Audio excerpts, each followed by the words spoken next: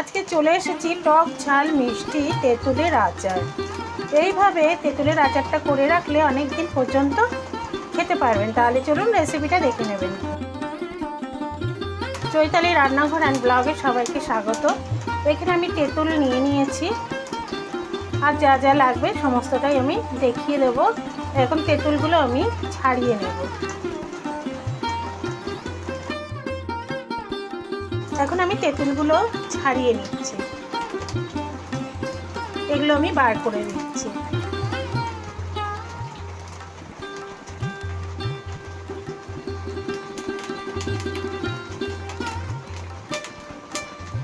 এইরকম বাড়িতে টক ঝাল মিষ্টি তেঁতুলের আচার বানিয়ে নিলেও খেতে কিন্তু খুবই ভালো লাগে।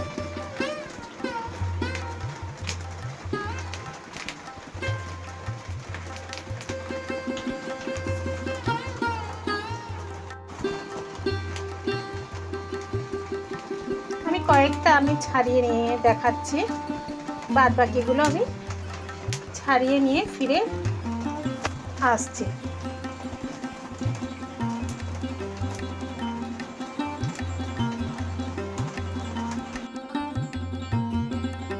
সমস্ত তেঁতুলগুলো আমার ছাড়ানো হয়ে গেল বন্ধুরা। এবারে নেক্সট স্টেপে চলে যাব।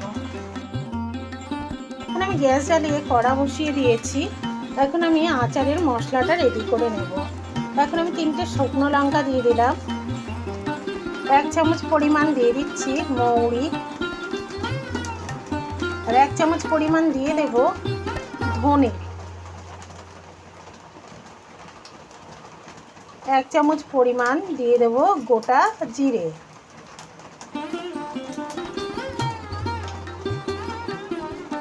আর 1 চামচ পরিমাণ দিয়ে দেব 5 ফোড়ন।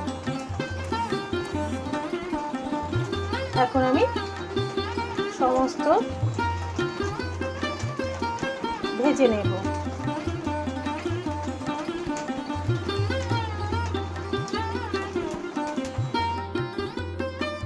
তো আচারের মশলাটা ভাজা হয়ে গেছে, এখন নামিয়ে ঠান্ডা করে গুঁড়িয়ে নেব। তো গ্যাস জ্বালিয়ে কড়া বসিয়ে দিয়েছি, একটু তেল দিয়ে দিলাম, সাদা তেল। এখন 1 চামচ পরিমাণ দিয়ে দিচ্ছি 5 ফোড়ন। এখন ফোড়নটা ভালো করে একটু ভেজে নেব।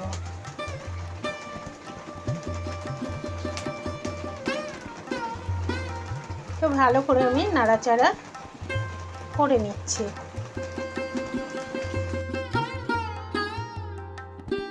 ফোড়নটা ভাজা হয়ে গেছে, এখন আমি তেঁতুলটা দিয়ে দিচ্ছি। তেঁতুলটা দিয়ে এখন আমি ভালো করে নাড়াচাড়া করে নেব।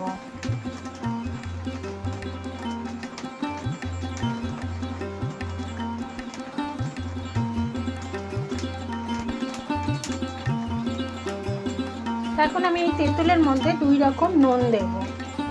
সামান্য পরিমাণ সাদা নুন দিয়ে দিলাম, আর এখন দিয়ে দেব হচ্ছে বিট নুন।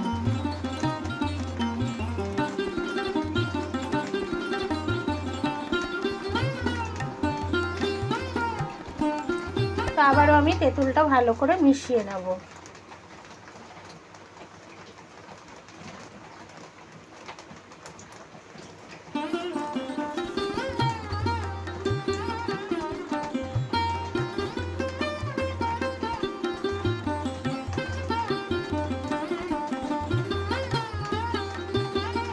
তো তেঁতুলটা ভালো করে নাড়াচাড়া করে নিলাম।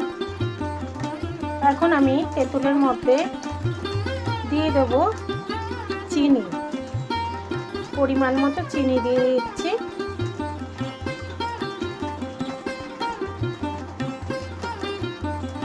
এখন চিনিটা দিয়ে ভালো করে নাড়াচাড়া করে নেব।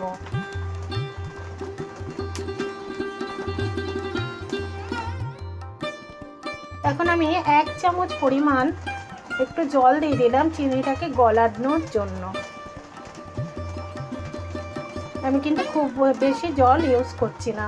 এই চিনিটা মেল্ট হলে এতেই কিন্তু আচারটা রেডি হয়ে যাবে। আঁচটা একদম লো করে রেখেছি।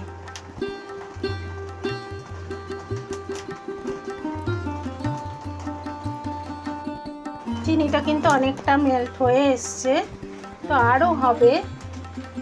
তো আমি ধাপে ধাপে দেখিয়ে দেবো কতটা কি মেল্ট হচ্ছে।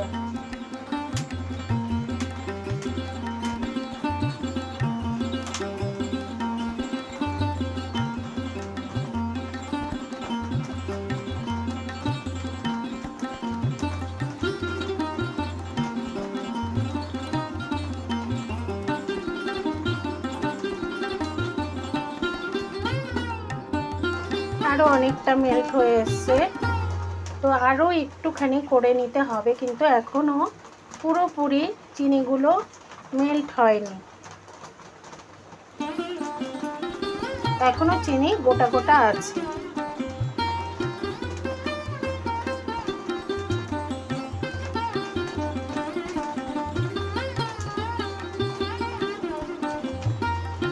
এবারে অনেকটাই মেল্ট হয়ে গেছে, দেখে বুঝতে পারছেন। তো আমি দেখিয়ে দিলাম।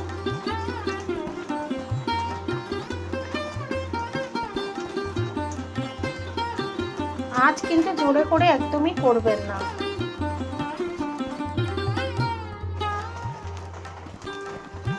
এখন আমি এই আচারের মধ্যে দিয়ে দিচ্ছি ভাজা মশলা, যেগুলো আমি ভেজে গুঁড়িয়ে রেখেছি। এখন মশলার সাথে খুব ভালো করে মিশিয়ে নেব। এই মশলাটার জন্য আচারটার কিন্তু দ্বিগুণ টেস্ট বেড়ে যায়।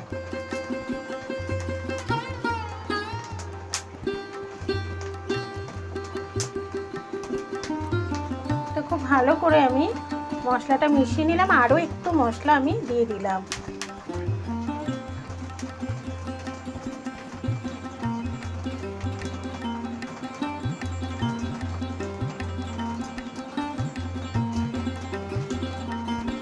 খুব ভালো করে মেশানো হয়ে এসছে। তো টক ঝাল মিষ্টি তেঁতুলের আচার অলমোস্ট ডান। এখন আমি সার্ভ করে দেব। আমি এখানে একটা কাচের শিশি আর একটা কাচের বাটি নিয়েছি।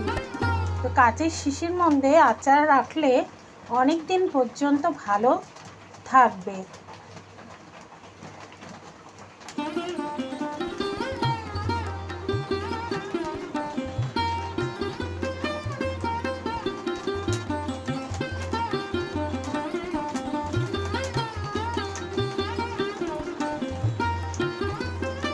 এইভাবে বাড়িতে বানিয়ে নিন টক ঝাল মিষ্টি তেঁতুলের আচার। ফাইনাল লুক দেখিয়ে দিলাম। টক ঝাল মিষ্টি তেঁতুলের আচার রেডি। আপনাদের যদি এই রেসিপিটা ভালো লেগে থাকে তাহলে লাইক, কমেন্ট, শেয়ার আর আমার সঙ্গে জুড়ে থাকুন। বেল আইকনটা প্রেস করে দিন, আমি যখনই রান্না দেবো নোটিফিকেশন পেয়ে যাবেন। ধন্যবাদ।